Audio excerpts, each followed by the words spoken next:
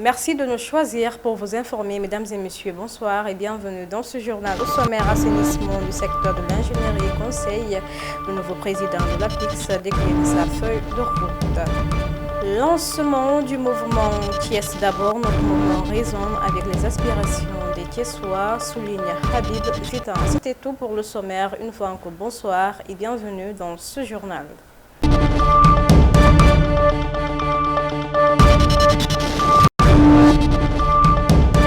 Comme je le disais au début de ce journal, l'Association des professionnels de l'ingénierie conseil du Sénégal a un nouveau président. Il s'agit de Ibrahim Dio, qui a été élu par ses pairs en marge d'une assemblée générale ordinaire que l'organisation a tenue ce samedi à Dakar. Suivons.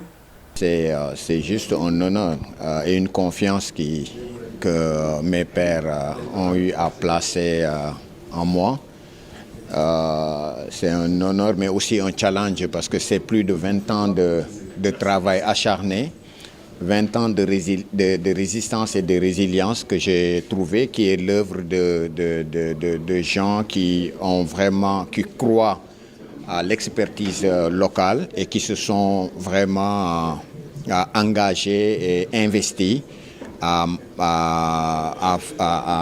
organiser le travail, la corporation d'ingénieurs conseil et qui ont vraiment eu à l'amener à un niveau aujourd'hui appréciable, malgré les conditions très très difficiles d'application ou de mise en œuvre de l'ingénierie conseil qui existait ici au Sénégal. Oui, ça c'est une aspiration et un travail qui date de longtemps. On y a travaillé, on a fait ce qu'il fallait faire. Les textes sont élaborés et à plusieurs reprises proposés aux autorités de ce pays qui doivent maintenant les valider et l'entériner. À la suite de la cérémonie de lancement du mouvement Thiès d'abord, le président maître Habib Vitan et les autres membres du structure ont rencontré la jeunesse autour d'un déjeuner afin de se pencher sur leurs préoccupations. Selon Habib Vitan, ce mouvement a été créé après avoir fait un diagnostic total des problèmes rencontrés par les Thiessois. Suivons. Entre autres, au niveau des différentes communes, des complexes sportifs devaient être construits. Notre objectif aujourd'hui, c'est de faire de telle sorte que le nouveau pouvoir actuel puisse satisfaire à ces demandes qui étaient légitimes et déjà exprimées par les Thiessois. La lecture que j'en fais, elle est simple. Les jeunes sont sortis parce qu'ils n'ont pas compris. Ces jeunes se sont mobilisés pour donner un résultat qui n'a jamais existé pratiquement au Sénégal, en élisant un jeune président avec beaucoup d'ambition et d'attente à son égard. Ces jeunes ont accepté de rester au Sénégal, n'ont pas pris les pirogues. Ces jeunes ont investi de leur argent. En juriste, je dirais, ces jeunes ont des entreprises individuelles. Quand ces jeunes ont des problèmes, je pense que la bonne démarche serait pour les autorités locales, déjà, d'abord, et les autorités gouvernementales, d'appeler ces jeunes et de discuter avec ces jeunes-là. Aujourd'hui, Thiès compte plus de 700 jeunes Jakartaman. Vous comprenez bien quel est l'impact, non seulement économique, mais également social dans les familles. Ces jeunes sont des jeunes à écouter, des jeunes à qui il faut proposer des solutions. Et les jeunes que j'ai rencontrés la dernière fois, c'était des jeunes très réceptifs, responsables et très engagés. Le problème des casques, il est clair chez les jeunes. Oui, chez l'autorité locale comme l'autorité nationale, il s'agit d'un problème de sécurité. Ce qui est évident est vrai. Mais également, le port de casque pour plusieurs personnes pose un problème sanitaire et d'hygiène. Et c'est à ce niveau qu'il faut s'asseoir avec les jeunes, trouver des formules pour leur permettant tout simplement de pouvoir allier la sécurité, mais également l'hygiène publique.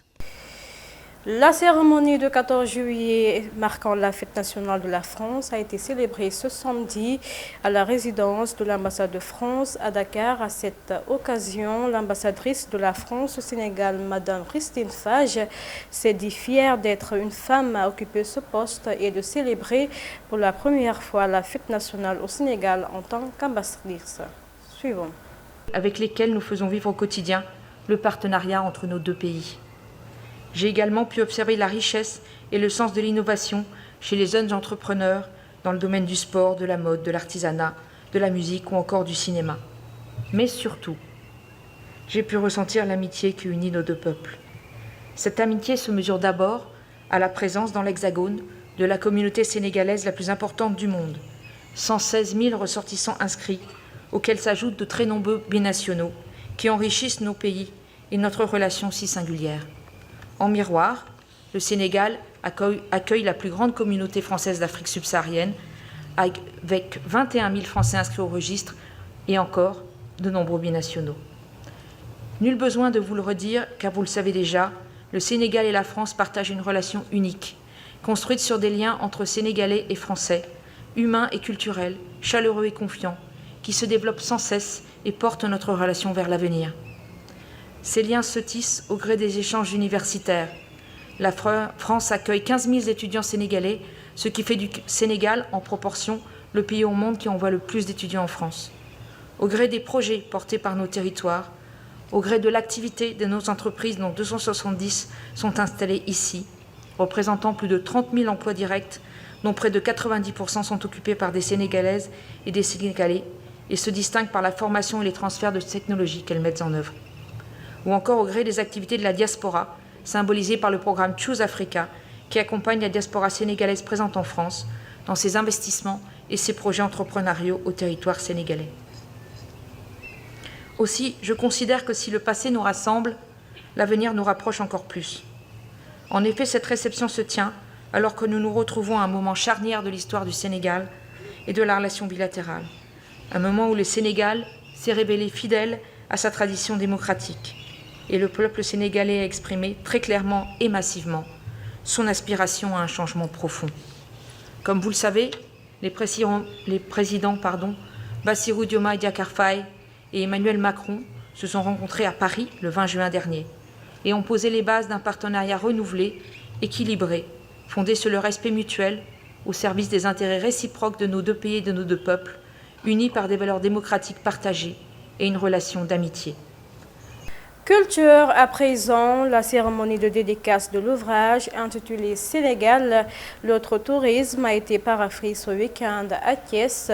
L'auteur Doudou Nyanya Diop s'est penché sur les différents aspects de ce secteur à travers 6 chapitres consacrés à la politique touristique au Sénégal, l'impact social, l'impact économique, entre autres.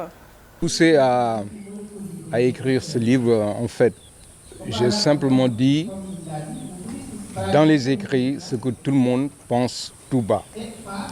Ça veut dire l'état des lieux de notre secteur depuis un demi-siècle.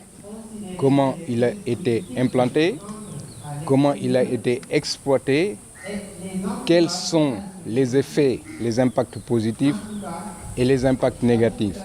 Et qu'est-ce qu'on peut en faire maintenant de telle sorte que, avec bien entendu une rupture, pour que les populations locales puissent en profiter maintenant. Parce que si on a un secteur touristique qui, depuis un demi-siècle aussi, je l'ai dit, a été conçu de telle sorte que la valeur ajoutée est créée en dehors de notre économie nationale, ça pose problème. Comment faire maintenant pour que cette valeur ajoutée soit unique et que ça intéresse les collectivités et que ça entretient le patrimoine et que ça fait produire des biens et des services publics.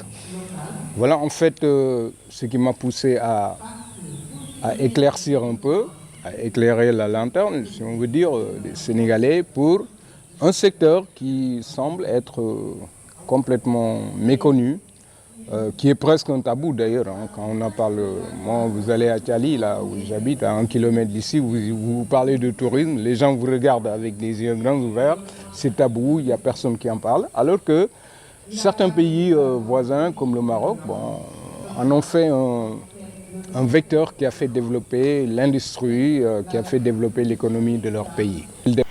Ainsi prend fin cette édition d'information. Merci de l'avoir suivi sur la télévision Tamashek, la culture au cœur de l'Afrique. Prenez soin de vous et bonne suite de programme à notre compagnie.